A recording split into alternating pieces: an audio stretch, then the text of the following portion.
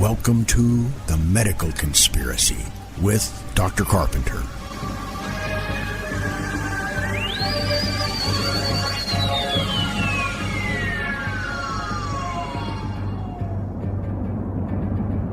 Good afternoon and welcome back. We are here again with you to discuss the events of this week in the medical. But before we get to that, as usual, besides station identification, we... Oh, well. Hello. we like to say something about that plane. About that plane.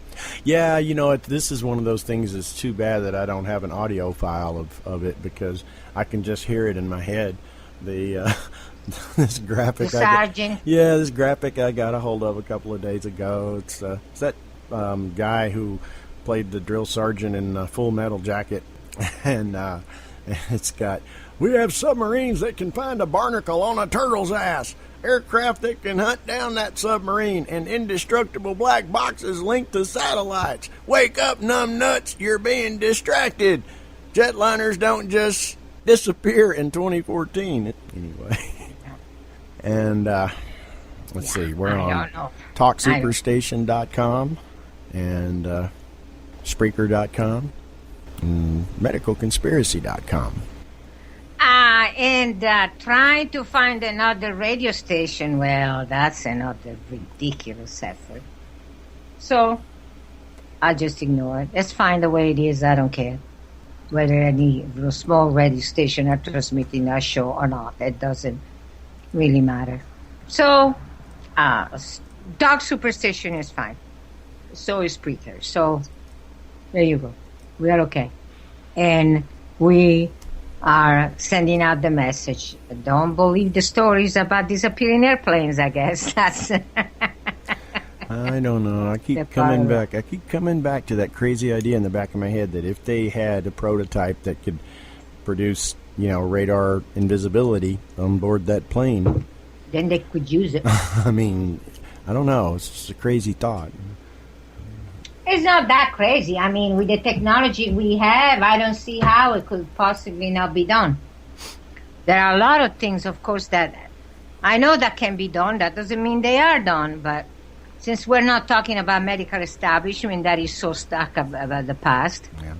I mean, I've heard a lot of stories about it, a lot of different angles on the story, but it all comes back to that Freescale Technologies, group that was on board the plane. And I mean, some of them are even linking, Jacob Rothschild, the House of Rothschild, the famous, their banking group. Yeah. Yeah. I don't know. Okay. But I know that it's still the issue of teaching an old dog new tricks. Okay. That too. And it's money. The same nonsense. Okay. And apparently what I've heard this week was that they are considering ditching the stethoscope, which is, 200 years old? Really? Why are they still using it? They're not using it, so why are they carrying it around their neck? And apparently symbolic gesture. Yeah, it's the dumbest thing. I remember when I had that woman, a doctor in Tulsa, employed, and, that was stabbing in the back big time. The one that I call a walking prescription pad. Dr. April. Yeah. And... different month. Wait a minute. She had the name of a month, though. I remember that. Yeah, because watch it. I am April. Oh, yeah. Oh, sorry. Yeah. Dr. June. Yeah, Dr. June. But... sorry. That's the first thing. She comes in, she put on the lab coat and the stethoscope around the neck. Why? She never used it. This is not a place that is needed. They're just stupid, okay? They just are such ego-tripping that they thought that one. And the other thing that... Why do military officers all have swords in their uniforms, No, they don't. That's a dress uniform anyway.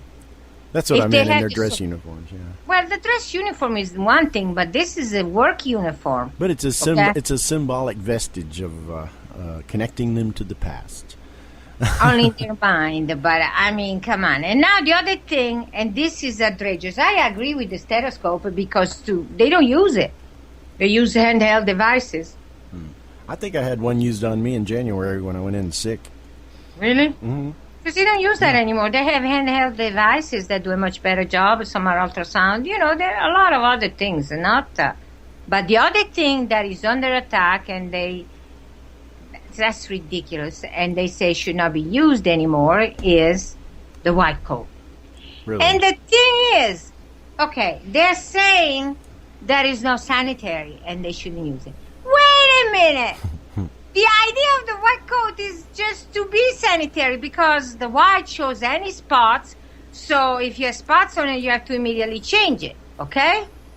The problem is that a lot of those people are pigs. If they change it properly every day, at least once a day. Now, if you have a situation with blood splatters on it, you should change it immediately. And so, you know, depending how often it gets spotted in a day, you remove it. Now, when I was still in Little Rock, and as you recall, we had Wanda, okay? What? You're right. She was my assistant, okay? Right. Well, she was fighting with one of the doctors we had to get his lab coat washed once a week. He wouldn't give it up any more often than once a week. And even after once a week, she said, give me your coat. We need to wash it. And he said, already? Oh, boy. A week. So if they are not using proper hygiene principle, well, that's a totally different story. But the white lab coat in itself is done for cleanliness, for hygiene. You're supposed to change it at least every day if you don't get it dirty.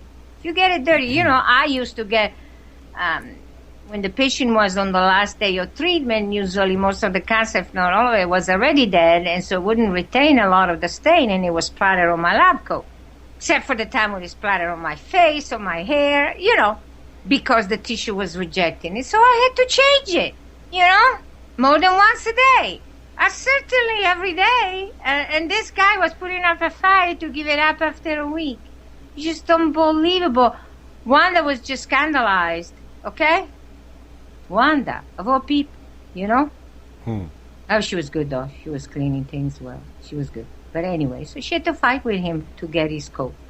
Well, in that case, well, their clothes are not going to be any more hygienic than the lab coat. So, I mean, come on. And by the way, another thing I had to fight with these doctors that work with me was about the injection.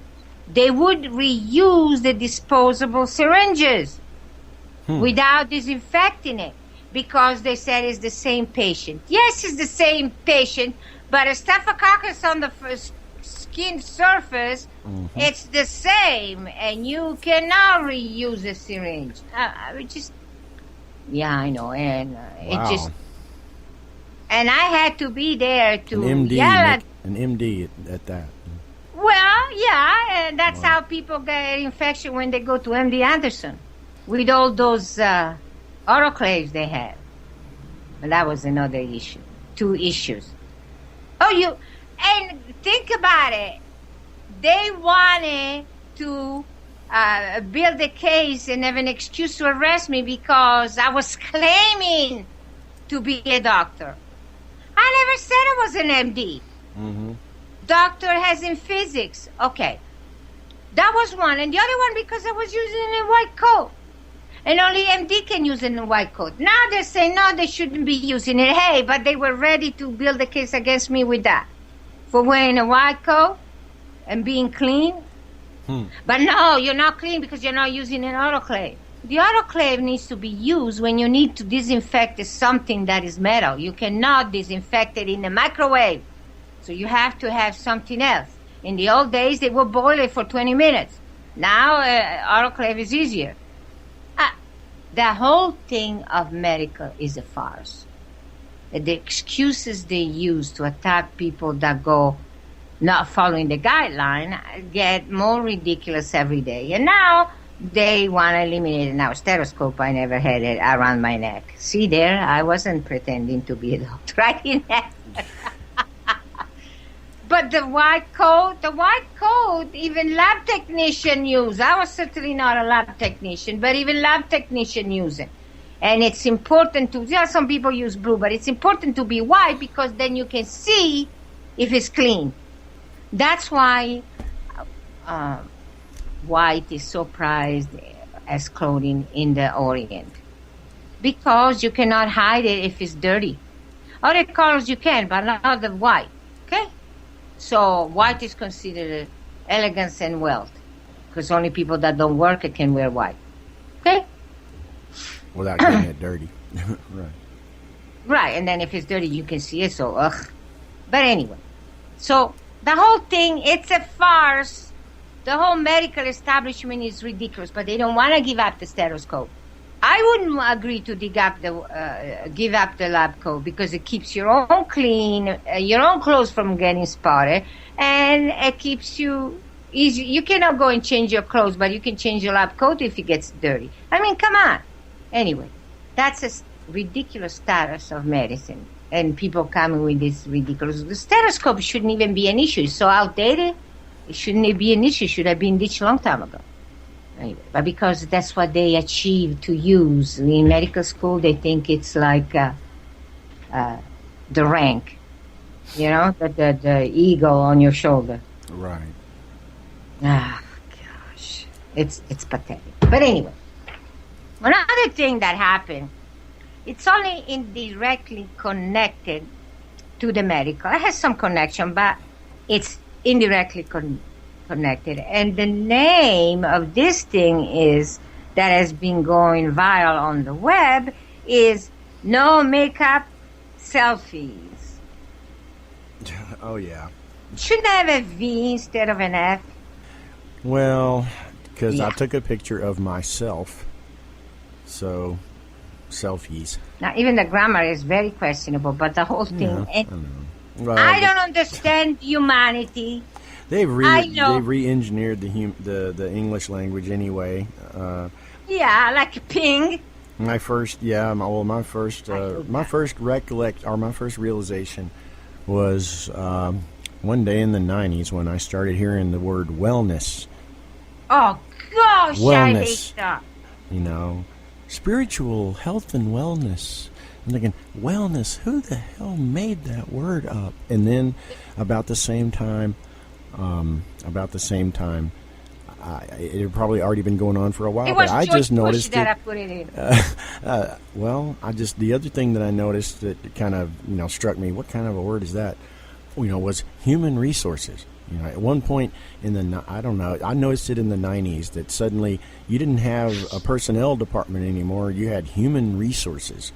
You break out the pickaxe as opposed to what? and the backhoe, and you harvest it out of the earth. Like it's ore, like it's iron ore. And you spit it up and crush it up and do with it what you want, and then you spit it. Well, they down actually do that, but anyway. So we're human resources now. Yeah. But then we got into the TTYL and LOL and rolling on the floor. What is that? ROFL. Yeah. Now, the selfies fall in the same category. Beside the name that is totally ridiculous, I just don't understand the whole thing, and I don't understand what happened. Okay? And the logic behind all of this. And there are two major flaws, 2 points. First of all, the first woman that started to take a picture apparently was a mystery author, Laura Lippman. I have no foggiest idea who she is, okay? But she said that she took the picture of herself without makeup and put him on the web in support of Kim Novak after she was criticized by the social media on her looks. Okay, what's the connection between not using a makeup and attacks on a person that had a lot of facelifts? A lot of facial work. You tell me, what's the connection there? No makeup and her she has had, okay, they attacked her for having had all that plastic surgery, and it must have been, in my opinion, years, not just months, of plastic surgery. And then now she has 2 huge scars that go from the corner of the lip almost all the way on the cheek, below the cheek. I guess where the implants went, I don't know. And they criticize her. Yeah, those scars don't look that great, and it looks like she has a huge mouth. Her mouth goes all the way. And they attack her and criticize her. But guys, the woman is 81 years old. Would you rather see a mummy full of wrinkle, a prune? Would you like to see her how she was before she had all that work? I mean, this woman did not get to fame for being a brain, for being a scientist. Her mind was not an issue. It was just her look. And she didn't want to appear like she would normally look if she had done nothing at age 81. Now, they criticize her because the statement was she had done too much and look how she looks. Well, that more would be the fault of the surgeon that told her what could come out of it. They probably didn't tell her she would end up with those 2 pretty ugly scars. And if you Google her name, it will come up and they will show the pictures. I had no idea what it was about. It was the criticism was about, so I Googled. Who? Kim Novak? Yeah, Kim Novak. And you can see there is something that talks about the pictures, and you can see it. It's pretty bad, the scar. The scars are pretty bad. But is it worse that if she had done nothing and looked like she would at age 81? No, I don't think so. I mean, her claim to fame was her looks. Oh, what happened to her? Yeah, I see what you mean. A little extra dimple that doesn't really look real on both it's sides not of just her a face. dimple, but you see the long line? It looks 2 long lines from her lip. See those? Yeah, it's definitely had work done. A lot. Well, she's 81. She couldn't possibly naturally look that way. And even her neck, she has had work on her neck too, because that's not what the neck of an 81-year-old looks like. Okay? Right. Some people have more wrinkle than others, but no one at 81 looks that way naturally. And I don't blame her. Her fame was...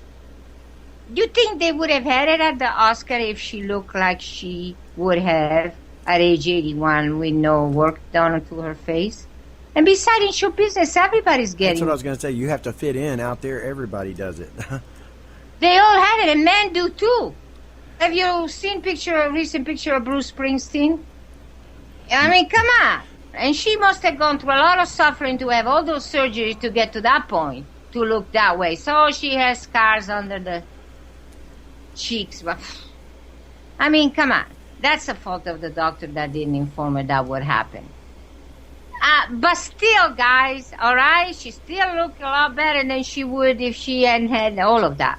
So leave her alone. But I still don't see the connection of showing famous people showing their own pictures, and apparently Beyonce and Gwyneth Paltrow, and I understand it was also, who was it?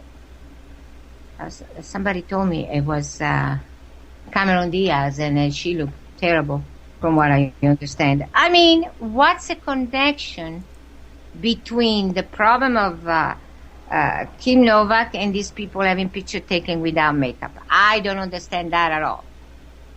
Unless they were trying to say, if you don't do something to your face, you're going to look bad at any age.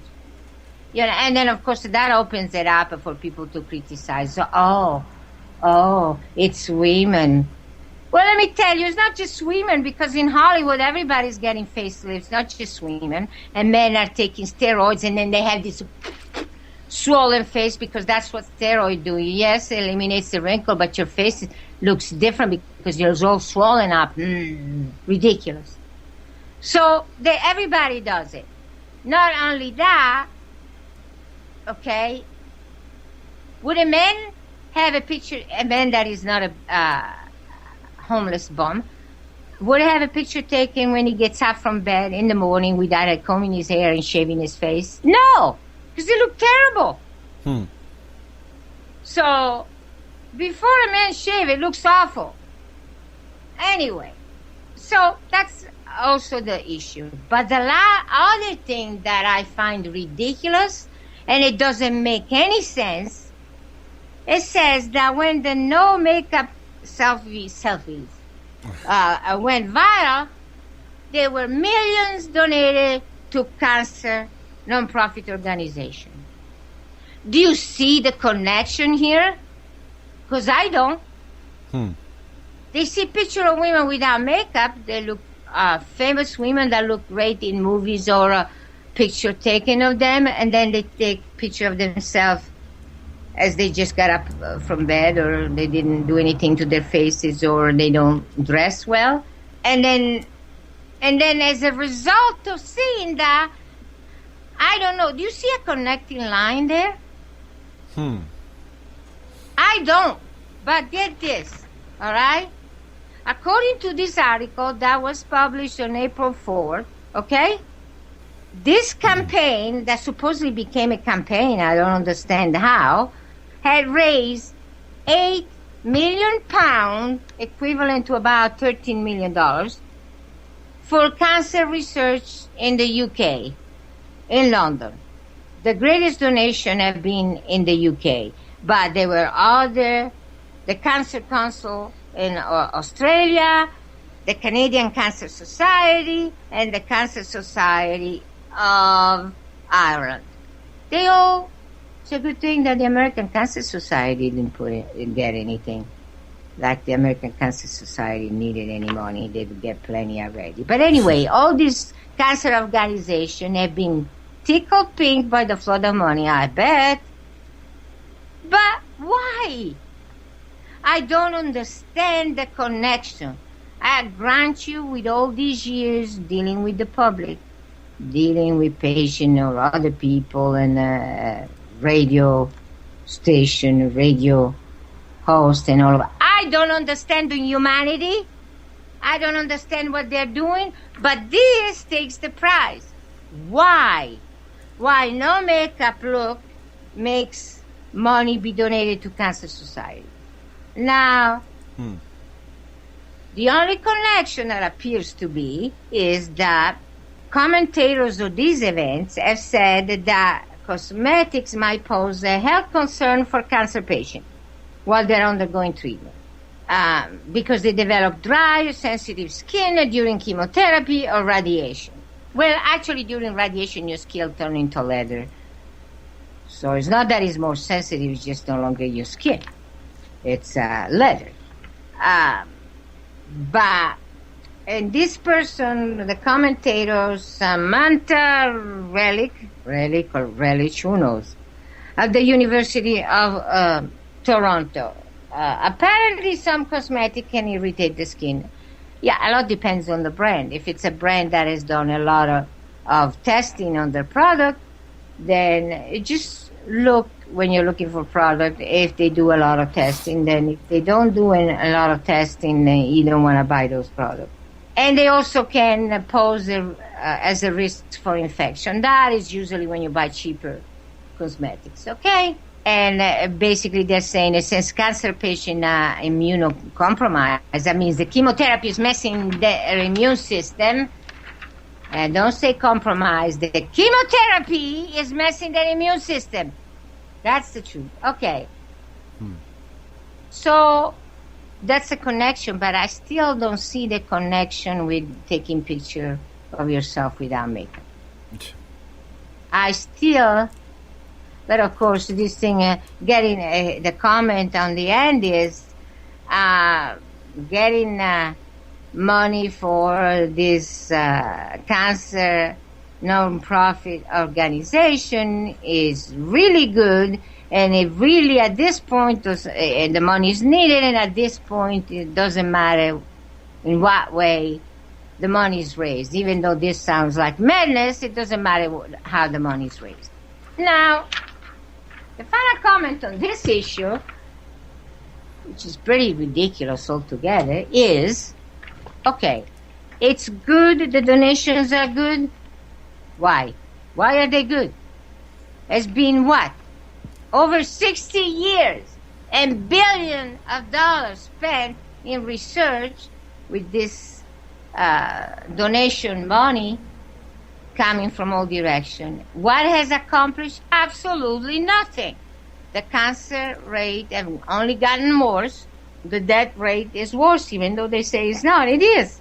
Nothing has been accomplished other than, oh, there is this new drug that has a lot of promise. Oh, but we'll see. And I have something to discuss about this subject later.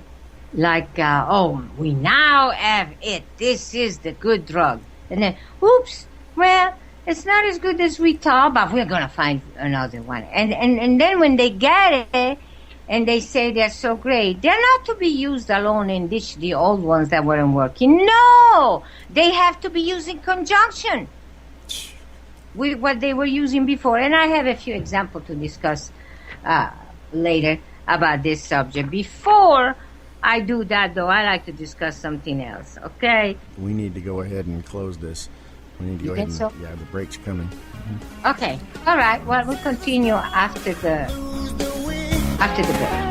Never turning the other cheek. Trust nobody, don't be no fool. Whatever happened to the golden rule? We got stranded, caught in the crossfire. Riveting talk radio. Everybody get up. People cannot get away from the internet. Well, now. I think it probably comes from porn as well. You know what I mean? That's got to be a big, strong thing. Oh, that's gross. That's disgusting. And it freaks me out. My cheeks are sealed. We love talk radio. Bend over, baby. Do you see what I'm saying? WeirdTalkSuperstation.com. Better than sex. I don't know how good sex is. We're going to do a lot of drinking. Talk radio. Bend over, baby. That was great. Off the air live. Anything that's fun we're not allowed to do. It's going to get to the point where we're not even going to be able to take a shit because it feels too nice. They're going to be like, oh, you enjoyed going to the bathroom way too much. We're going to have to regulate how often you do that. We're going to have a time and the place where it's away from the children because we don't want our children to know that this exists. Poop is gross and they shouldn't find out about poop until they're 18. Would it still be indecent if we were to genetically modify the human body so that nipples had eyelids?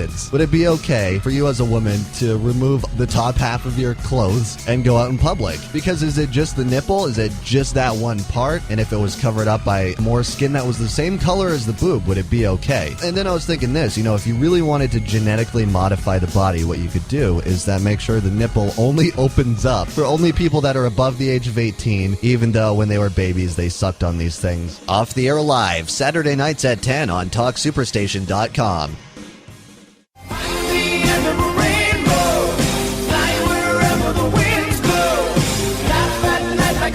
Just what you need to make you feel better.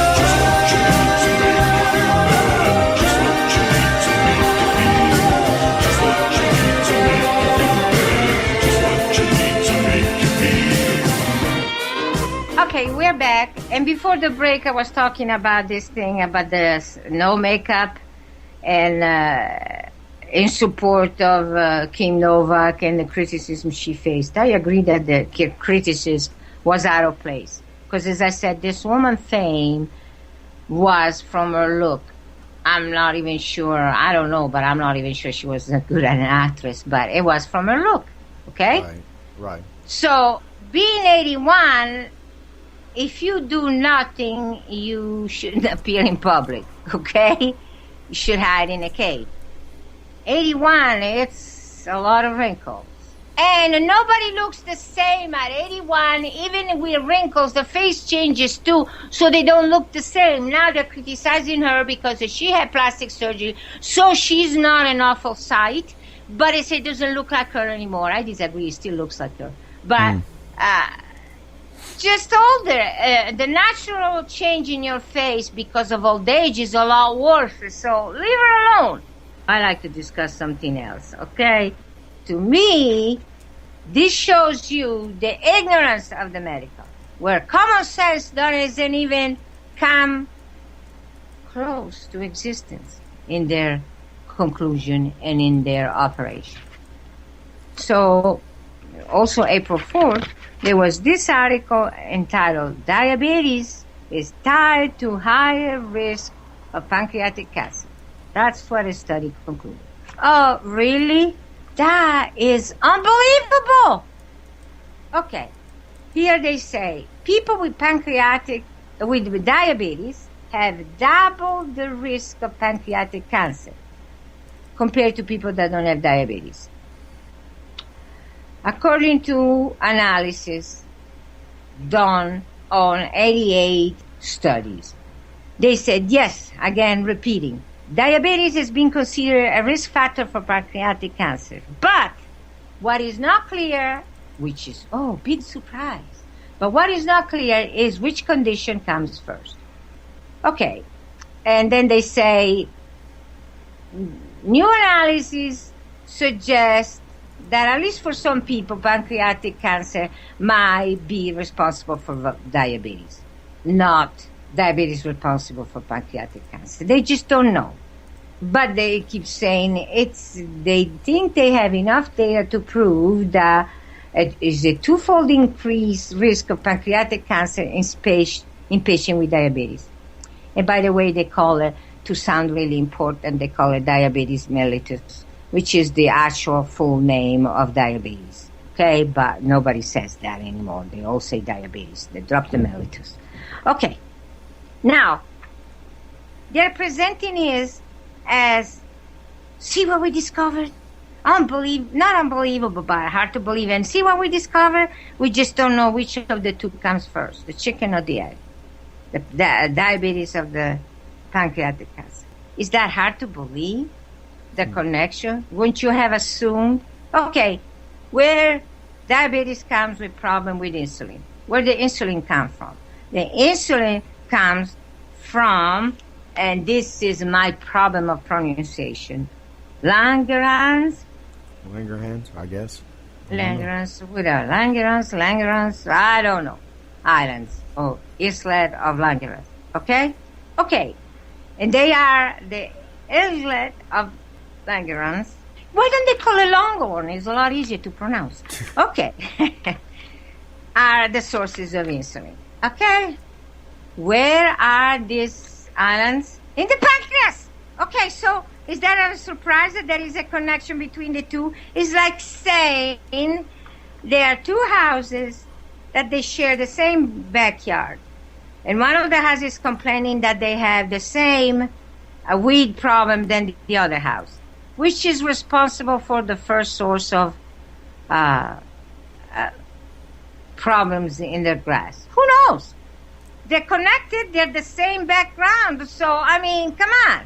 You have to do research and a great discovery to come up to the conclusion that one is tied to the other, and they're really not sure which one comes first.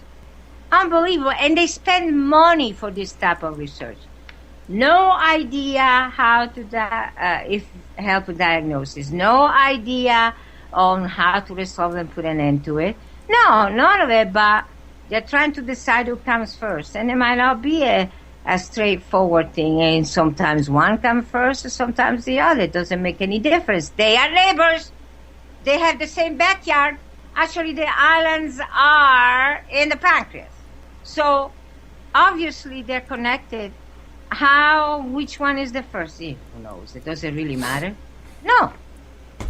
And I think that what they're missing is, what they're saying here is that they can't get this. This is important because it proves a point that I'm about to discuss. The chemical changes that occur in the body with type 2 diabetes can promote the growth of pancreas cells and also result in damage to the pancreas cell that leads to the development of cancer. It says the chemical changes. Okay? So, get this. Isn't it obvious, in my opinion, but for other people plausible? In my opinion, it's obvious that medication that a person takes cause chemical changes and in some cases produce diabetes. And that's the same way they are producing pancreatic cancer. So it still goes back to the chemical changes introduced by drugs. That is, to me, the primary cause of any disease, the awful disease that people have. Cancer and diabetes and so on and on. And if they have diabetes, then it causes heart problems. The medication, always the medication. But in conclusion, they're concluding that whatever they found does not prove that either disease causes the other. Well, they're obviously causing one another, whichever comes first. Whether it matters or not, they all come from drugs. The problem is, they say that with pancreatic cancer, is a problem because it's usually discovered and diagnosed late. Okay? That makes the survival rate less. Oh, and get this, they're actually admitting that the 5-year survival rate are less than 1% for patients diagnosed with late-stage pancreatic cancer. Yeah, you better believe they are. And it's not just late.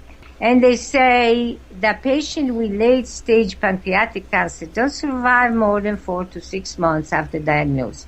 Oh, okay. So that's why they say that with pancreatic cancer, there were 2 major cases. One was a Kennedy, okay, the senator, Matachuchu, the Massachusetts senator. But they are also, in this context, they're also saying that usually pancreatic cancer is spotted late, at a late stage, so the survival is bad, and it is not more than 4 to 6 months after diagnosis, okay? And I said, okay, that must be the reason. If they say it's 4 to 6 months after diagnosis, that must be the reason why they say Senator Kennedy and Patrick Swayze were success stories of the treatment because they lasted 18 months. They died, but they were a success story. And they suffered through the treatment. I mean, Patrick Swayze, they took picture, he looked like a walking skeleton, just a skeleton covered by some thin skin, and that's all he was. Talking about not looking like himself anymore. And it lasted 8 months of suffering. Well, that was a success story. Okay, and I know it was suffering because Senator Kennedy was falling asleep during a session in Washington. Of course, you know, I'm sure they are pretty boring anyway, but still, he was falling asleep. And they say we should basically not get it at a late stage, so you should screen people with CT scan and PET scan and endoscopy. Okay. And they said that should be done on people of age 55 when they have even over the age of 55, it should be tested even without significant risk factor for diabetes. Okay. Basically, conclusion is they don't know what the hell they're talking about. That is something that I knew already. But anyway, so don't know which starts. And I tell you where it starts. It's pretty easy to figure out with drugs. Prescription drugs. Not illegal drugs. Prescription drugs. And then, to further confirm the fact that they're having the foggiest idea of what they are doing, but they are trying to prove that they know what they're doing and they're doing appropriate research. I want to show you how they actually don't know anything and they're doing nonsense research. This research reported that a DNA test may reveal the risk for prostate cancer return. There is a DNA test that can identify prostate cancer patient at high risk of return for the cancer, researchers say. Sure. Okay? But they say the test uses DNA from biopsy sample taken before patient undergo surgery or radiation therapy. And supposedly is about 80% accurate in predicting which men have a high or a low risk of cancer returning. That's based on a DNA biopsy before treatment.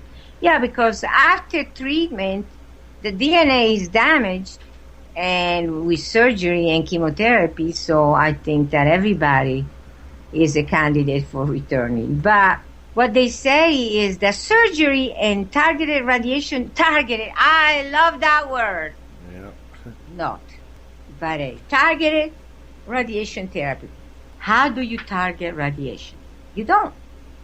Yes, you hit the target, and the way they're doing it with that, from different angles, they say, I'm hitting the target more than the rest. Maybe, but not really, because you do not stop ionizing radiation. It goes on and on, so you hit things before you hit the target and after. That's why people are alone in the treatment room. However, they say cancer return 30% to 50% in patients that have the prostate cancer spread outside the prostate. Really? Or is it the radiation therapy that causes additional cancer? See? They're not going to discuss that. Okay. The other thing that bothers me about this research, but they say existing methods for identifying high-risk patients are imperfect. So we need new tests because what we have are not. Well, the moment you use radiation, there you have it. You have a high-risk patient. The moment you use surgery, you have a high-risk patient because the surgery with bleeding causes spreading. And the same with radiation. Now, about the spreading to the lymph nodes, I like to say something that people don't pay any attention to. After surgery, the body has been invaded, damage has been done, even though they say it's a good thing for you because they're removing the tumor. Okay, after you do that, there is a tremendous inflammation. And the inflammation, of course, is visible in the nearby lymph nodes. So, if you do a PET scan, you come to the conclusion that there is metastasis of the cancer you have just removed because the lymph nodes have a positive result with PET scan, which only means there is an inflammation. And let me tell you, cancer or not, after surgery, you do have an inflammation. And you have to wait some time after surgery to see what is really going on. Immediately after or shortly after, you're not going to have a good response and a good information. But they all do that, and then they say, see, it's inflamed. That means it's invaded by cancer. Not necessarily. And so they go in and do more surgery. That creates more problems. Okay, the thing that it's ridiculous here is, if all goes well, cancer patient can be turned around, get this, if all goes well with their method, targeted radiation, surgery targeted radiation. But here they're claiming that if all goes well, patient can be turned around in 3 days. Does that 3 days remind you of anything? Just, yeah, just a little bit. Yeah. Not for advanced cases, but yeah. Here they're claiming what they do, the patient can be turned around in 3 days. Okay? Is it happening? Not at all. Where does the 3 days come from? They're trying to appear a competitor and an alternative with certain treatment done by a specific group of people that said the minimum days is 3 days of treatment to get relatively small. Of course, the relatively small of this particular case doesn't even compare to the early stages of standard treatment. Okay? But the 3 days is the minimum amount of treatment required to get a patient free of cancer with the leash therapy. And the average is 5 days. 3 days. That's what got me. 3 days. 3 days. Okay. Now, are they going to come up with average 5 days? Okay. Do you get anything of significance out of this article, of this research? No. It's not telling you anything. Oh, there might be a DNA test that can tell you whether the cancer is returning or not. Well, if you do surgery, radiation, it is going to return if you had cancer in the first place. If you didn't, then it won't return. But that means you didn't have it. Okay. Another jewel of research. This research has been done on people with depression. And the conclusion is, oh, by the way, what it says is early symptoms of depression include a loss of interest and a loss of pleasure in things that have normally been interesting. And depression can be treated easily in early stages. And many people don't even need medication. Talking to a professional might be all you need. But that's what they're saying. And it's true. Might be.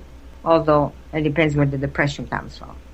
If the depression comes from you having been raided and have had the government stealing everything you have, not having a home anywhere, now have lost all your property, has lost your job and your ability to help people and provide a significant alternative to standard torture for cancer treatment, then that depression cannot easily be resolved. But anyway, what they're saying here is the depression might be linked to heart failure. People can get heart failure out of depression. Oh, really? You needed to do a study to figure that one out? When you're really depressed, it affects your heart, and you can get a heart attack. And you can die of it. That you need to do research to figure that one out? That's not waste any more money on stupid research. This is another stupid research. Poor sleep is tied to higher risk for mental decline in older men. No, not just in older men. Poor sleep and mental decline for anybody. Can you think clearly when you're really, really tired? You didn't get it. No, you can't. It doesn't matter what age you are. But, it affects executive decision. Well, sure, it affects executive decision, and they call it planning, making decision, correcting error, troubleshooting, and abstract thinking. And I'm telling you, if you got poor sleep, you even have problem making your own coffee, right? Yeah, that's the truth. I mean, so, and if it's prolonged, it keeps happening, yes, it can cause definite decline. It's not permanent, but it's a decline in mental abilities. And no, it's not permanent, but you have to get good sleep. That is so ridiculous. Do a study to establish that. And what did they do? Force people to have poor sleep so they could get their survey working? Ridiculous. What are they doing? Trying to give job to idiots so they can come to obvious conclusion and say, see, this is what I discovered. Oh, yeah, really? I could have told you that a priori from experience. Oh. First of all, you're cranky if you get poor sleep. And then what you do is and you cannot really think. You need to rest. You need to give freedom to your mind to go on and think while you're asleep, while you're relaxed. And you have to be a real rest, not poor sleep. Okay, there goes another one. Melanoma death risk. It's higher for men living alone. Okay. Won't that be connected with the fact that you cannot see all the spots in your body and you don't have anybody that checks you out if you have melanoma spots? What say you? Anybody living alone is at higher risk to die of anything. Yeah, because it doesn't have anybody. Yeah, well, they're doing the study on melanoma, so it applies to melanoma. But anything, because they don't have any help and any support. But because by the time it's discovered, it's at a later stage. Well, that might be the choice of treatment, too, that leads to death, okay? But they say older women who lived alone, they still had advanced melanoma before it was diagnosed. But has no effect on survival rate for women. Huh? That sounds ridiculous. Oh, and get this at the end of this stupid research, okay? Well, melanoma anything for men is worse because they really, unless they have somebody that watch over them, they don't really take care of themselves that much. And that's part of just the mentality. But what they say is And that's what gets you. Melanoma can be cured. Okay, since when the word cure has been introduced in the cancer arena? Okay, but melanoma can be cured if the tumor, get this, if the tumor is surgically removed before the cancer cells spread to other parts of the body. No, because when you do surgery and you remove it, that's how you spread it to other parts of the body. Plus, melanoma has these long branches, so you remove, even with a huge clean margin, you might not have taken everything. And it's not, you can detect that it spread. It just does it naturally. But you cannot detect that it spread. So you have no idea.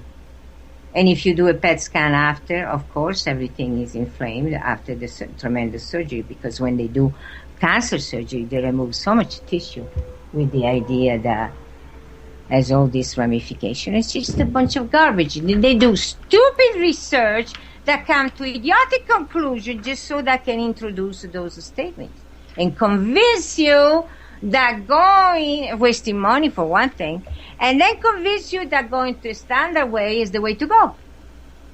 And that's the way that will help you. Not a form of brainwashing.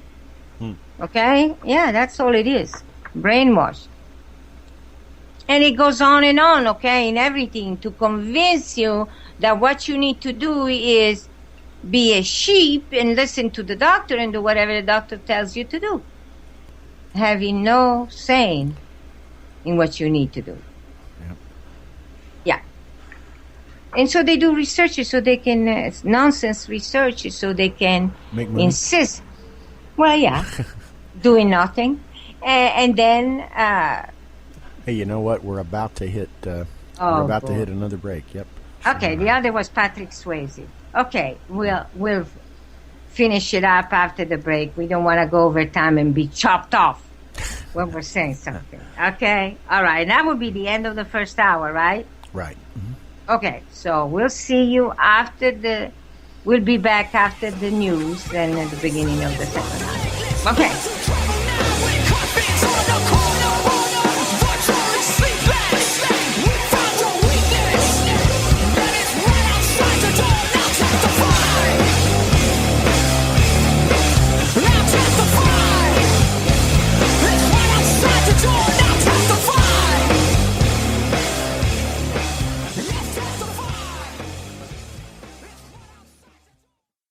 Hi, this is Phil Masons, the host of The Phil Masons Show. You can listen to us each and every day, Monday through Friday at 10 p.m. Eastern on the Superstation Talk. That's right, we are here each and every day and proud to be here at 10 p.m. Eastern on TalkSuperstation.com. And while you're over, check out the other great shows that Diamond Joe presents each and every day. That's Monday through Friday, The Phil Mason Show, 10 p.m. Eastern on TalkSuperstation.com. TalkSuperstation.com. What are we talking about? Talk radio. Talk radio. Talk radio. Like an all talk show format. How does that fucking make sense? Hey man, anything goes. Well, you know what? That is just a bunch of crap. That is one of the funniest things I have ever heard in my life. Cue the napalm!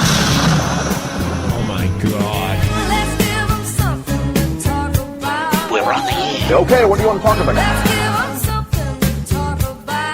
Talk! Say something! I'll go ahead and listen to talk radio a little bit, right? There is a power in the spoken word, and we know that through broadcast. The entire internets are listening. It's a big deal. Absolutely out of this world. Woo, it's exciting. Lucky me. I tell you, it's really a high voltage turn on. TalkSuperstation.com. Let's go talk to these people. Yeah, really. Let's give them something to talk about. And oh boy, is it good. Talk. Spoken here. That's what I'm talking about. Ladies and gentlemen, broadcasting from the capital of the world, New York. New York. All you do is talk. This is TalkSuperstation.com. Permission to speak freely. You talk your ass off. Talk. spoken here.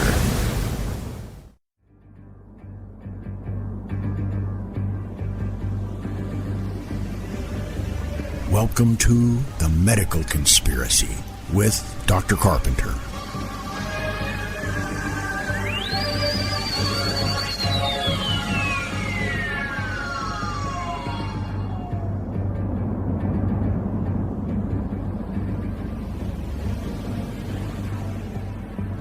Okay, we're back after the news for the second hour, and we have had some timing confusion and some things we need to straighten out on our side for timing. But Phones other than ringing.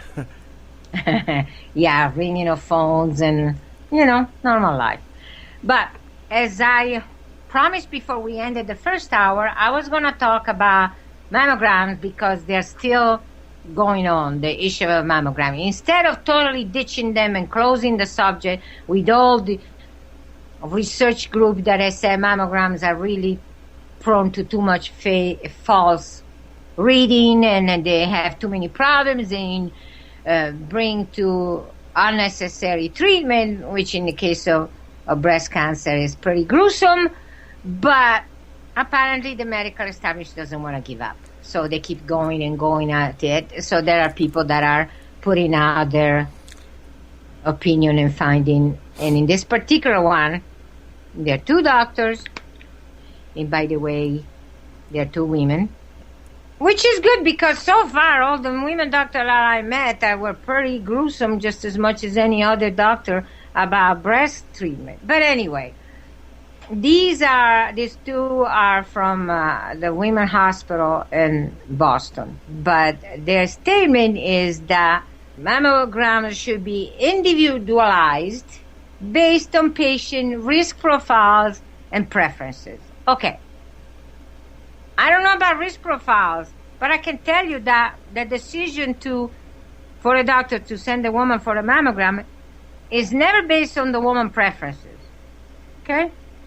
She received the order, you will do this, I need to have the results too, and you will do it. And they go, yes, sir, and they go. I have asked women, you went for a mammogram? Do you know the risk involved in the mammograms? Do you know the problems with mammograms? Well, but my doctor knows and he told me that it's good for me. Yeah, and you believe that? Okay. But then these two doctors say the problem is that how do you do the process of individualizing the decision on mammogram? That process, they say, is not entirely clear. And a physician needs to make an effort with the tools that are currently available. Oh, gosh. Anyway, so these two doctors said that after reviewing clinical trial, systemic reviews, meta-analysis, and observational studies, they concluded, and there goes the word that I hate, mortality benefit. What do you mean mortality benefit?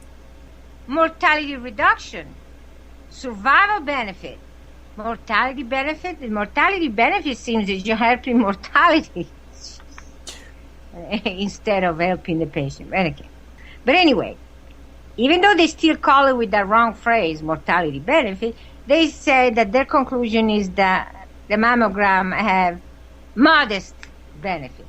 But the risk of harm from screening are significant. So basically the mammogram don't do much of anything, but using mammogram has produced a significant damage. Okay? And of course that created a tremendous reaction from the AMA saying, oh, absolutely not, all these doctors, no, that is not, they are afraid that women will refuse to have mammograms, which they should.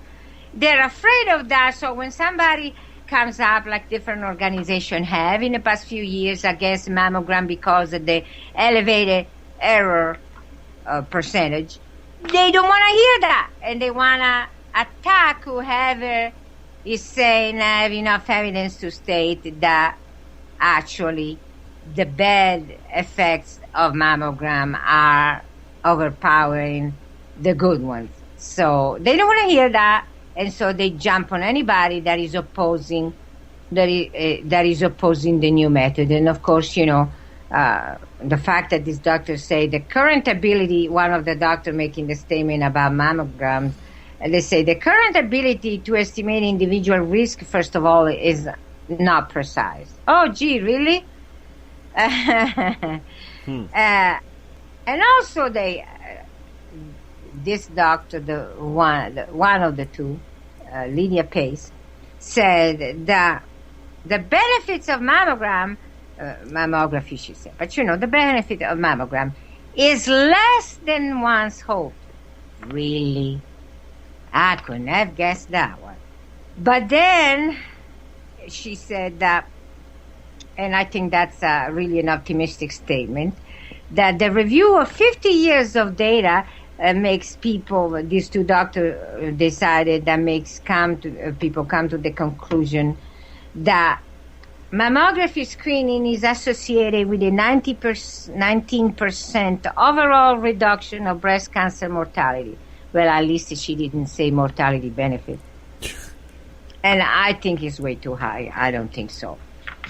But at least she said that for women 40 or 50 years old in age, undergoing 10 years or annually mammogram, that generate a cumulative risk of false positive of about 61%. 61% in the 10 years of annual mammograms as the risk of 61% false positive against the 19% reduction in breast cancer mortality. Not very good. Okay, and then she makes a statement. The 19% of cancer diagnosed during those 10 years period of mammogram will not have become clinically apparent without screening. Okay, so this makes an overdiagnosis. Okay, that means that they didn't have any symptoms, they didn't have anything, and they go for screening, decided that it was breast cancer, so they call it an overdiagnosis. Okay, and that is a questionable statement, but that's what they said. And of course, also two medical societies jumped on the case of these two doctors, Pace and Keating. The American College of Radiology, the two societies that jumped on the case of these two physicians say no to mammograms because it's 61% risk of false positive. That's awful. Says that the two opposition were none other than the American College of Radiology and the Society of Breast Imaging. And of course, to be true to the rave of acronym is ACR and SBI, not FBI. It's SBI, Society of Breast Imaging and American College of Radiology. Gee, somebody, even though he's a physician, is saying mammograms are really not a good deal and they're too much open to risk. And a lot of groups have said that in Canada, in the U.S., a lot of researchers come to the same conclusion. They are just confirming that, looking at all the tests and all the research results done over years of work. They come to this conclusion, and the opposition comes from the American College of Radiology and the Society of Breast Imaging. Where are the mammograms made? Okay? Radiologists and breast imaging places. And those are the ones that oppose those results. Is that a big surprise? I mean, it's even worth mentioning. Okay, this person is a gardener and make their money fixing people gardens and cutting the grass, putting new seeds and everything. But this person has decided to have ice plant all over the yard. And it's like an evergreen. It's used in California a lot because people don't like to take care of their yard. They rather go partying than wasting time on taking care of the yard. So they use ice plant, which is a grass covering, but it's an evergreen, so it doesn't need mowing. It doesn't need anything, not even water, nothing. Just leave it alone and it's there. Okay? So basically they are going to have what? Opposition from all the gardeners. People that make a living by taking care of people's gardens. Wouldn't you say so? And this is the same situation. It's obvious that they're going to have a violent reaction and they are going to talk about it, in fact. And their comment is that the obsolete and low life-saving benefits of mammograms claimed by these two doctors is outdated. And it comes from discredited studies. Who discredited them, I'd like to know. Okay? Oh, and these two organizations, ACR and SBI, said that the case of the Canadian National Breast Screening Study, which is a CNBSS, of course, to be true to this mania of acronyms, that had been widely discredited. The Canadian came and said, I know, because even when we had John here on the show, he said that they said that mammograms are so high rate of mistake that they have been attacked. Well, that study has been discredited. And the World Health Organization, oh, that's such an innocent organization, officially excluded that study from their analysis of screening. The World Health Organization analysis of mortality benefits. There we go again, mortality benefits. Excluded that study. Well, if there is something they don't want to hear, they rule it out and say, no, that's not an appropriate study. Well, that's a pretty biased decision. What do you mean? And of course, the person that are attacking it are the ones that have direct financial interest. So the doctors that made the comment about mammograms try to keep peace, and they said, selectively reporting results only from the study that show the biggest benefit of mammogram, they said, does not actually reflect a larger body of research on screening mammography. They said they have all this research and say that it's so wonderful, the mammogram. You cannot, with just those few, overrule all the others that say the opposite. And that is correct. They are trying to be not aggressive about it, but it's correct. You can't say, oh, I exclude those because I don't like him.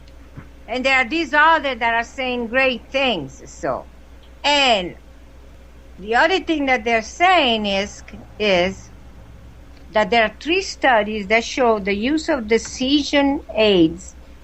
That means, okay, there are different things that can help a woman decide whether the mammogram is good for her or not.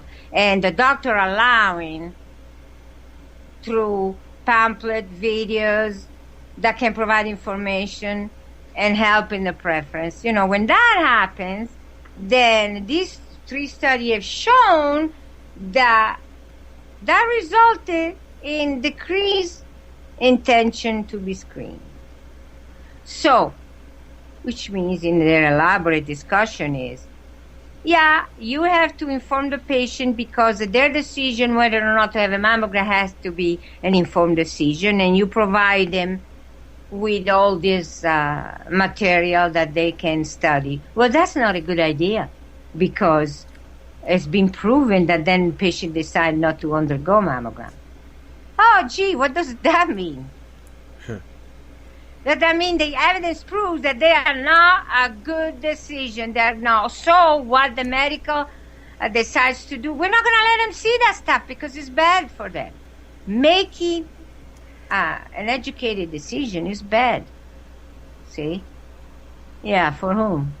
The patient or the establishment?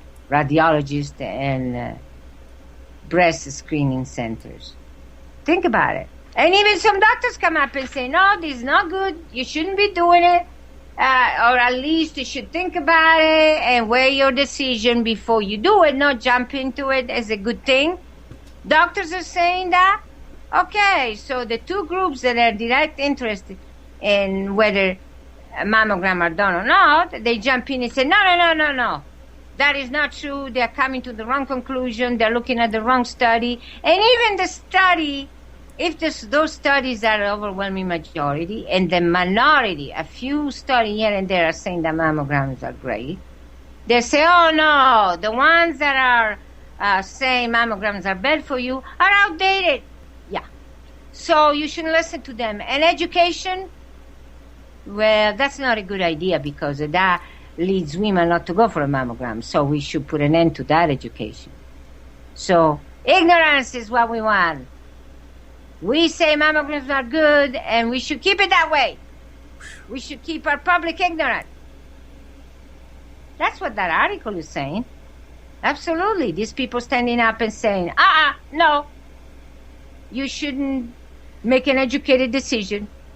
And unfortunately, that applies to everything. Doctors don't want you to come to an educated conclusion and make a personal decision based on evidence. No, they don't want that. If they allow that and left people alone, instead of giving fear of cancer, people will refuse to go through chemoradiation. And in many cases, to maiming. The problem with the surgery, that they keep going for surgery, is because of the mistaken mentality of people, that if a lump is gone, they no longer have cancer. That is absolutely wrong, but it is a common thought, a common thing to think that the lump is no longer there, so I don't have cancer anymore. That's not true at all. Now, a lot of patients will say, no, I will not go for chemo, I will not go for radiation, but I will go for surgery. No, they shouldn't do that, because surgery spread the cancer with the bleeding. But they don't feel the tumor is there anymore, at least for a while, and they feel safer. That's why they still don't fight surgery as much as they fight chemo radiation. But that is bad. That's what the AMA says. At least the members of the AMA that are allowed to talk. The ones that are against all of that, because there are some that are against all of that. Maybe not the overwhelming majority, but there are some that are against it. Well, they are silenced through fear.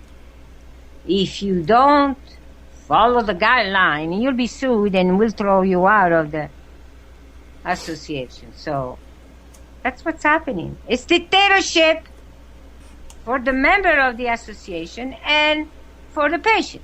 Now, there are some members of the association that like things the way they are. They don't want to change it because it's easy money. But there are others that few, but there are others that are actually concerned with what's best for the patient, and they are not allowed to think.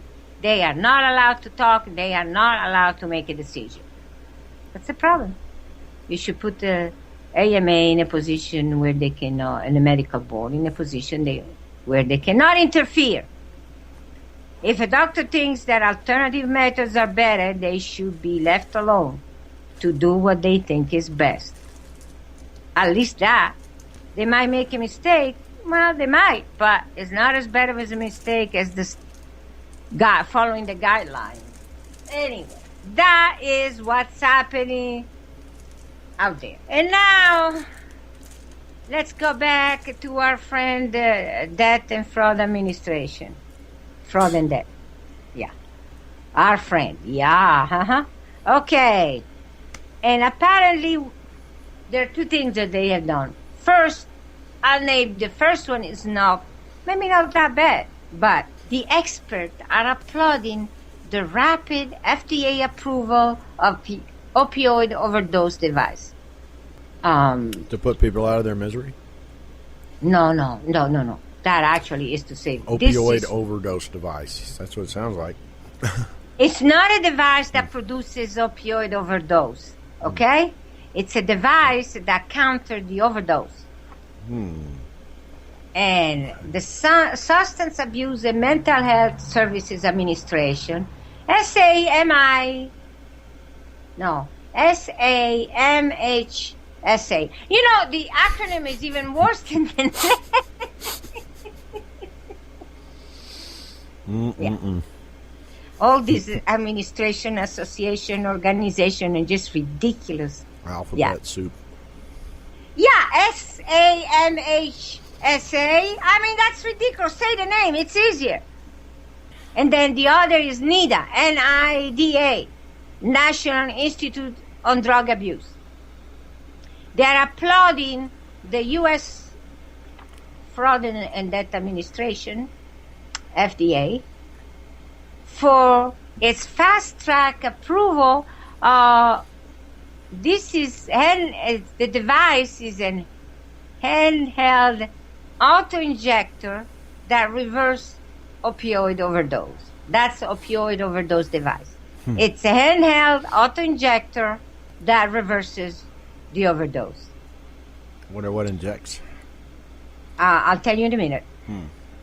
Then handheld device, which is known as EVZIO, EVZIO.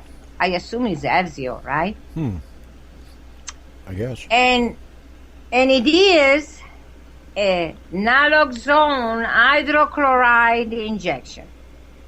Oxone. Just the oxone ending sounds like a painkiller. Naloxone hydrochloride will allow caregiver to administer a single dose of naloxone to individual with suspected opioid overdose. And he said this product will prevent death from overdose. That's what they say. And the comment is from somebody, Douglas Throckmorton, NMD, Deputy Director for Regulatory Programs at the FDA Center for Drug Evaluation and Research. So is another one of fraud and debt. Is a member of the Fraud and Debt Administration. But he says that today, FDA approval of EVZIO, or naloxone autoinjector, provides an important new tool in our arsenal or to more effectively combat devastating effect of opioid overdose. What's their arsenal? And it reflects the FDA commitment to encouraging important new therapies. See, FDA commitment to encouraging important new therapies. Since when? Encourages new drugs because they make money out of it. But therapies, and by the way, let's remind everybody what the mandate of FDA is. FDA mandate is to approve, and usually it's not done properly, to approve new drugs and medical equipment for sale. Hey, we're about, we're there. We're to a break point right now. No pain. No pain. No pain.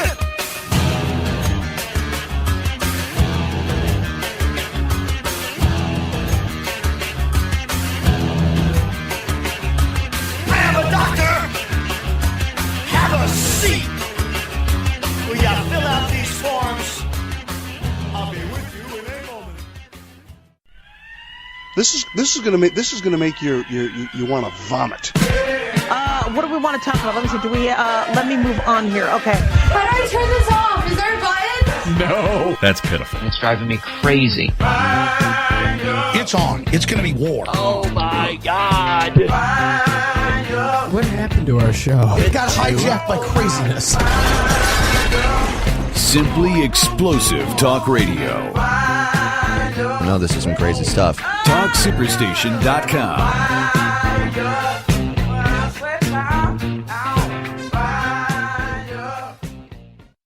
The Peter Schiff Show. I keep getting emails from people who are giving me their examples of inflation and the things in their lives that have gone up. There was one person, though, that did send me an email of something that actually went down in price slightly. The reason it went down was because now it's imported, and the last time he bought it, it was made in America. And that's about the only way we've been able to keep prices from rising, by importing what we used to manufacture ourselves. Of course, if we had to make it ourselves, the price would have gone way up. But because we're able to temporarily avoid the inflation by importing, doesn't mean it's not there. And being able to import something isn't a get-out-of-jail-free card for inflation, because what is the cost of the import? This is not a permanent situation. And of course, when the currency collapses, the cost of that imported product will skyrocket and the inflation will hit us like a ton of bricks. Peter Schiff, live, 10 Eastern, weekday mornings on the Talk Superstation. So, you don't listen to Phil's gang? What are you, nuts? Ask yourself this question, do you want to be rich? Wouldn't that be terrific? Let's make lots of money. This is crazy. Are you not nuts? Money. Let's make lots of money. Now that'd be terrific. Phil's gang, live, 3 Eastern, weekday afternoons on the Talk Superstation. Are you nuts? You're listening to The Medical Conspiracy with Dr. Carpenter.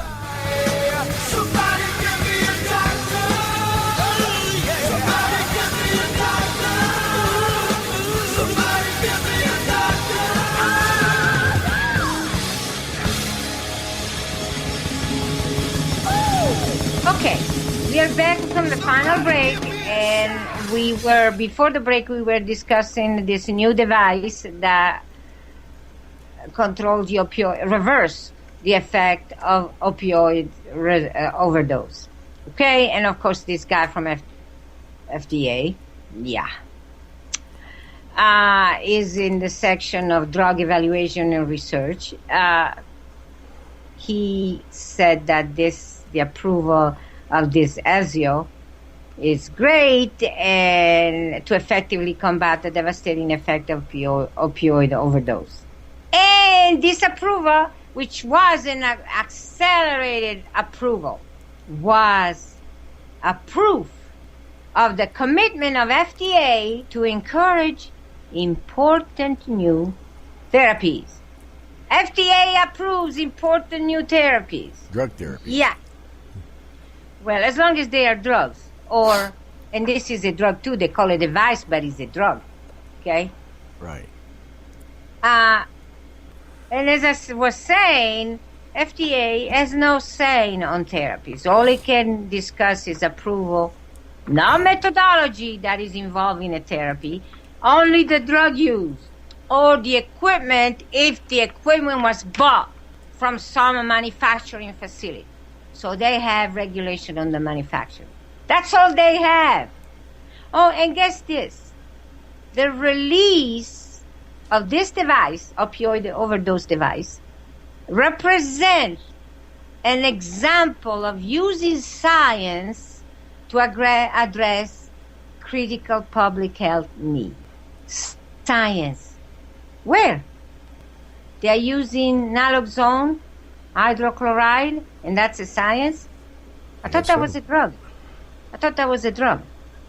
Well, drugs are science. Just like money is free speech, and corporations are people, and ignorance is strength. Yeah. It's part of the Orwellian doublespeak. Okay. And this physician, by the name of Melinda Campopiano. Okay, you're putting a piano in a field? I guess so. That's what Campopiano is. Right? It's a piano in the field. A field piano. Weird. And she is senior medical officer at SAMHSA, Substance Abuse and Mental Health Service Administration. Okay, she is a senior medical officer at that Center for Substance Abuse Treatment. She added that this approval is part of a comprehensive approach to our national effort to prevent overdose fatalities. And she reported that FDA review of Vevzio was granted priority status and was fully reviewed by the organization in just 15 weeks. You know what that means? They haven't the foggiest idea of what the side effects might be. Not the slightest. I have no idea what that can do. And they're approved it because they say, well, that is going to save life and save people from death from opioid overdose. So, but they have no idea what the side effect might be. And this product is the first auto-injector of naloxone, the first one, and is designed to rapidly reverse the overdose of either prescription or illicit opioid. Yeah, because illicit or prescription drugs are all just as bad. So, okay, and what they say is that a family member or caregiver can turn on the product and follow the step-by-step instruction to inject that automatically deliver via an audio recording. So they have an audio recording that tells the family member or caregiver how to use it and how to inject the patient. But they, of course, the ending is that they have to seek further medical attention and just, I guess, bring the patient still to emergency. And they said that also the organization of SAMHSA has developed opioid overdose prevention toolkit. Basically, it's a video that tells you how to avoid overdose, how to prevent overdose, opioid overdose. Is it really that difficult to prevent it? Just don't take this stuff. Okay. Now, what they say, though, is FDA has given a fast-track approval, but they might encounter problem at the state level for local state rules, whether the state allows a family member to do this, use the device, or a caregiver. So they have to see, like, for example, there is a state that is, the state of Maine will be a problem. The state of Maine does not allow this kind of drugs available to family members. You know, the one that in the device, even those are available to family members. So it's still an open fight, but they said that's great that FDA used the accelerated approval. Well, accelerated approval, unfortunately, they do it on orphan drugs and other things. Accelerated approval, unfortunately, leads to tremendous errors. But, and on that subject, I want to discuss a few points on that subject. First, I don't know if I have time to discuss them both, but this article says that FDA approved dabigatran, which is actually, what's the name? Pradaxa. Oh. For the treatment of VTE. Okay, what the hell is VTE? There we go again. VTE is a venous, and wine has nothing to do with it, venous thromboembolism. That's VTE. Okay? And Pradaxa can be used to treat DVT. Okay, what the heck is that too? You got me. Deep vein thrombosis. Oh. And PE.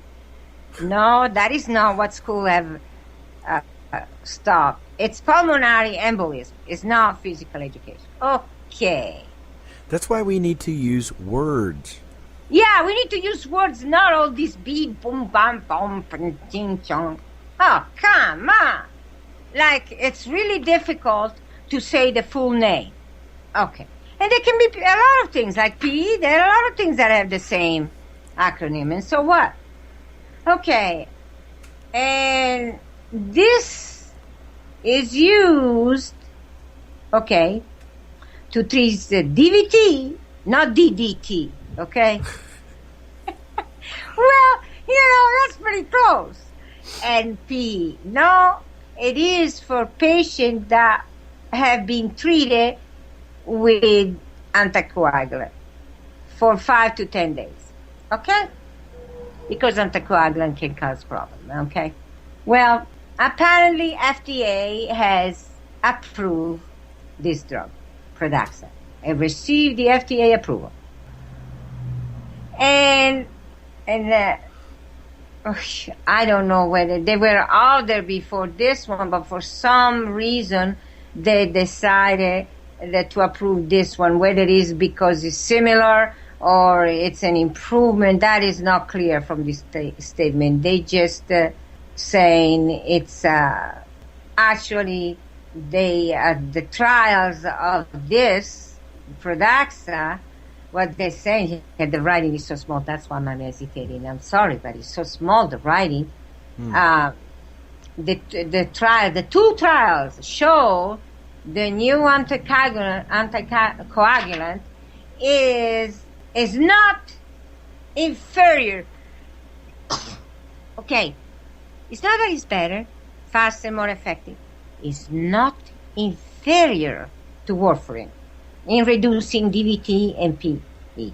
Again, treating deep vein thrombosis or pulmonary embolism. Okay? And was associated with lower bleeding rates. That was approved by FDA. Okay, if you believe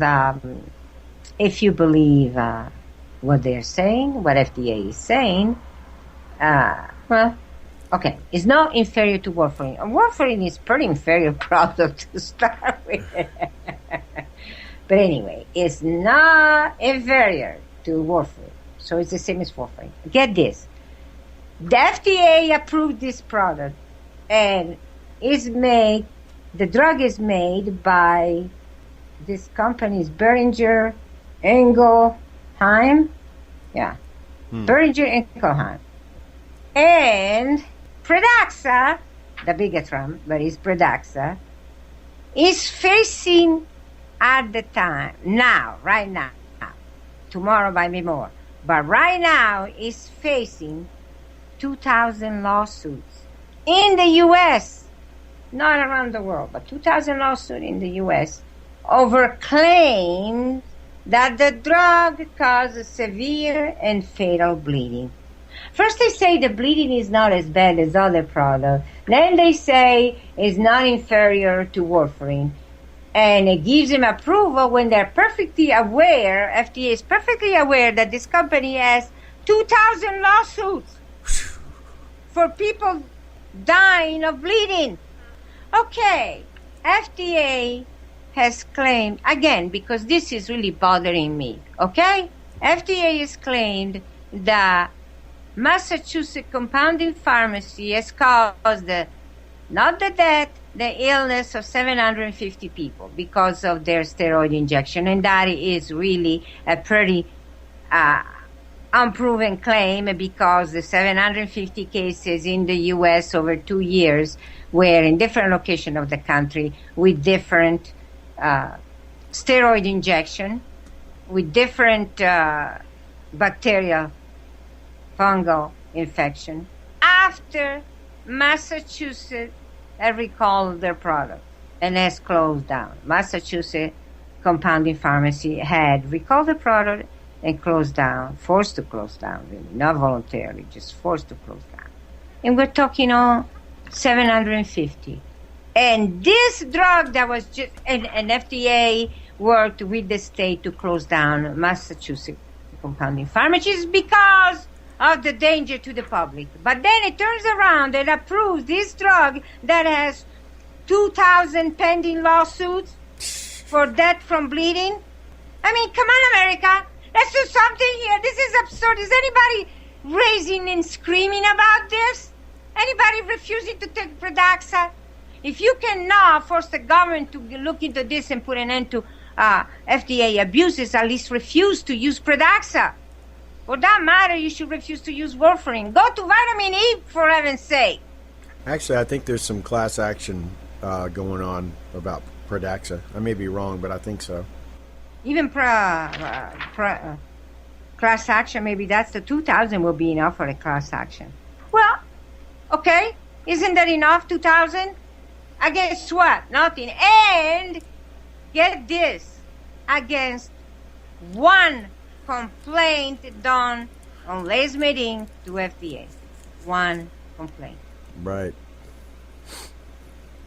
2,000 So one had to be generating a lot more income than the other. Think about it. 2,000 lawsuits over fatal bleeding. And this drug is approved. However, 750 of the that were not dead. The dead were only 50. Of the compounding pharmacy, we know proof that there were all cases of people going there. Those were caused to totally destroy a business. And BSB, and I'll let you figure out what that means. No idea. Well, you probably can figure it out. It's just, I cannot use foul language on the air, so I'll be BSB. One complaining about Les Medin out of his stupidity and ignorance, one complaint was enough to totally destroy lives, business and lives connected to that. With the help of course, Barracuda, but still. Okay? One. So one is worse than 2,000? Death. The guy's alive, by the way. The BSB. Actually, the word would be BS of B. I didn't use any foul language. It just said it's an acronym. Okay. That I get is the enough. I get the SOB. I just don't know what the B on the beginning is. Well, don't say SOB because then everybody knows what it is. So you do BSOB of B. Well, the B is pretty easy to. The first B is pretty easy to figure out, especially anybody that knows me, because it's something that I use, and I'm sure the Barracuda has figured that one out. Okay. Okay. Now I need to get back about the ridiculous, obscene behavior of FDA about some other drug. Okay, and this goes back to breast cancer. And the title of the article says, but it has ramification, that's why I'm using it, otherwise it would be one other drug. But anyway, the novel CDK4/6 inhibitor, that's another ridiculous thing, but that's another thing that they are using in medicine, which is CDK4 and 6. There are kinases. There are kinases. But anyway, that inhibitor shows strong promise in breast cancer. Basically, it's a new drug. But a novel drug for breast cancer coming from Pfizer, and it's called palbociclib. Palbociclib. Okay, this has shown significant clinical benefit in a subgroup of women with advanced breast cancer in phase 2 trial that has been called Paloma 1. Questa Paloma Blanca. Paloma. Okay. And this was presented during a preliminary session of the American Association of Cancer Research 2014. And these results have been highly anticipated, and they are hoping that we'll obtain a blockbuster. Okay. It's not that they will hope to attain a blockbuster drug that can really help women. No, the blockbuster sales. Of course. Okay. But expert, at least one expert, whoever he is, maybe his name will come up in a minute, but warned that results from phase 2 trial are not always confirmed in phase 3 trials. Okay. And there it goes. Palbociclib, an inhibitor of cyclin-dependent kinases, KDK, cyclin-dependent kinases, just a bunch of numbers, 4 and 6, number 4 and number 6. He inhibits, listen to this, inhibits cell proliferation, and cellular DNA synthesis. Okay. If it inhibits cell proliferation, yeah, but doesn't say that it inhibits cell proliferation only for cancer and cell DNA synthesis just for cancer. And it plays a really important role in cell metabolism. Okay, and this drug is particularly acting on CDK, for instance, cyclin-dependent kinases. So, it stops cell proliferation and cellular DNA synthesis. Well, if it stops it for all the cells in the body, that's bad news. Okay, it's not good news at all. Okay, these results confirm the preclinical observation made with palbociclib in breast cancer. Okay, and this doctor said, Jose Bazelga, MD, physician-in-chief at the Memorial Sloan Kettering Cancer Center in New York City, the results were striking and show a very impressive improvement in progression-free survival.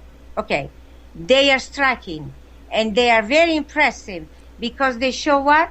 Survival by progression-free. It's not that the patient doesn't have cancer anymore. It's not that the cancer is dead. It's just the cancer is not growing. Well, guess what? Nothing in the body is growing because that drug is affecting cell proliferation and cell progression, affecting cell metabolism. So nothing is growing, not just the cancer, not a very good condition. Okay?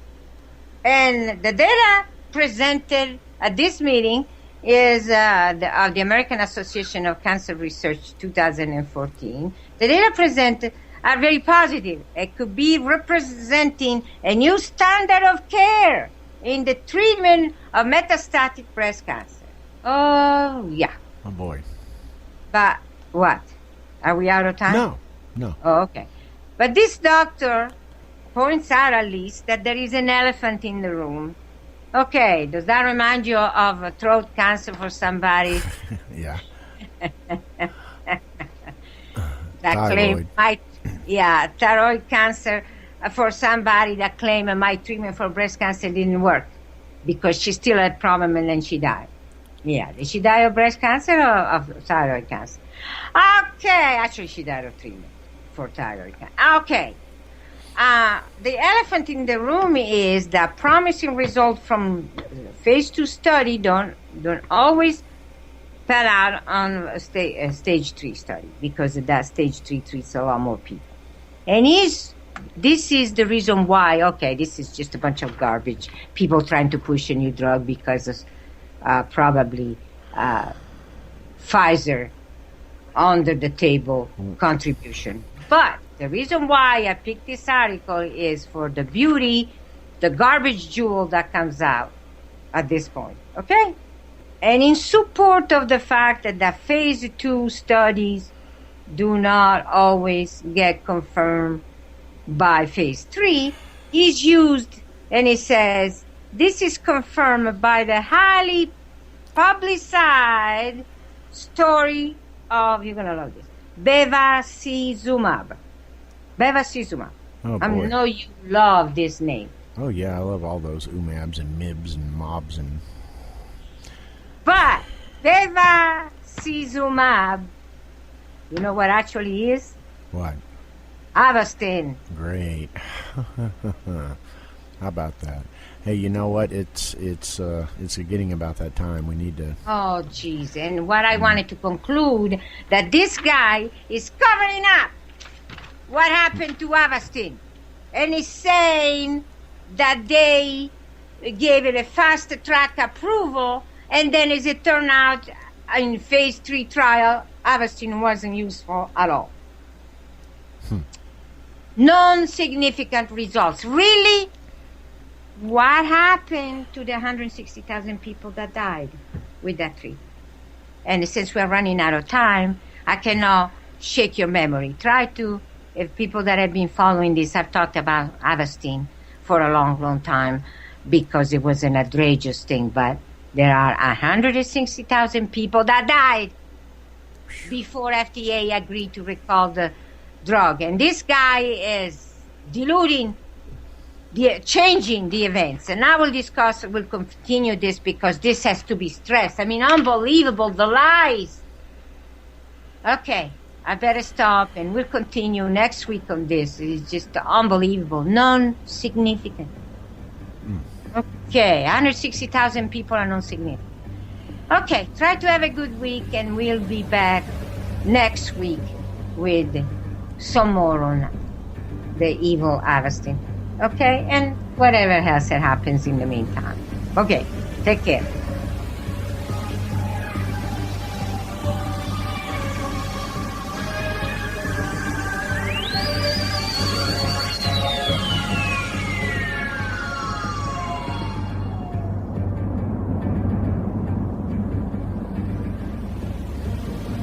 Thank you for listening to The Medical Conspiracy with Dr. Carpenter.